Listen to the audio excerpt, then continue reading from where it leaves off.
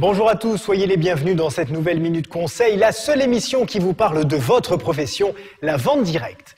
Lorsque vous parlez de votre activité de distributeur, de dirigeant de réseau, d'expert ou d'institutionnel, vous pouvez parfois vous heurter à de l'incompréhension, voire des moqueries ou du mépris au mieux.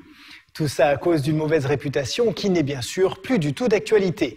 On entend malheureusement toujours tout et n'importe quoi sur la vente directe, arnaque, système illégal, escroquerie, bref, ceux qui ne connaissent pas cette activité ont encore en tête les scandales des années passées. Or, soyons clairs, la vente directe est un vrai métier, reconnu par le ministère de l'Économie et de l'Emploi en plus, et n'a plus rien à voir avec les entreprises malveillantes qui ont terni l'image du métier dans les années 90. Pour être encore plus clair, voici les différences fondamentales entre la vente directe et ce que l'on appelle la vente pyramidale, rappelons-le, totalement interdite. Dans la vente pyramidale, il n'y a pas de produit à vendre comme annoncé.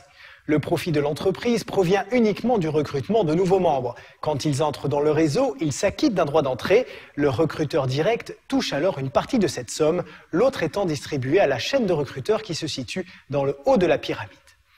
La vente directe, c'est bien sûr totalement différent. L'activité est basée sur la vente d'un produit ou d'un service et non sur le recrutement de nouveaux vendeurs.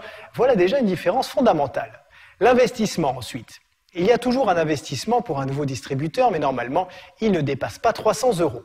Il correspond au matériel nécessaire pour commencer son activité et à un petit stock de produits pour amorcer ses premières ventes. Contrairement à la vente pyramidale, où ce ne sont que ceux qui sont au sommet qui gagnent de l'argent, la vente directe offre les mêmes chances à chacun. Il n'est d'ailleurs pas rare qu'un vendeur débutant motivé gagne plus qu'un de ses parrains, qui a pourtant plus d'ancienneté dans le réseau. Et elle est là, la beauté de ce métier. Enfin, si vous voulez être sûr d'opérer le bon choix, renseignez-vous auprès de la Fédération de la vente directe. Les entreprises qui y sont adhérentes sont clean à 100%.